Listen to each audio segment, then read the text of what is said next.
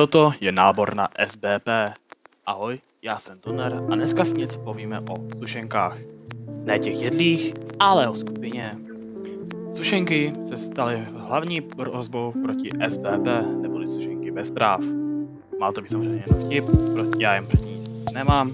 Jen mě prostě štve, že jsou na internetu a hrají si na to, že jsou nejhlavnější, což tedy nejsou, abych je uctil. A pokud tohle nějaká sušenka poslouchá, tak poslouchej, seber se, nikoho tady nezajímáš. Mazej, kámo. Proč? Proč nám tady ničíš krásné dny? Proč jste vůbec začali válku? Co se vlastně stalo? Stalo se to, že děcka si posílali mezi sebou hesla a náhodou si připletl do toho jeden z našich adminů. Využil hesla a hacknul se jim do různých věcí.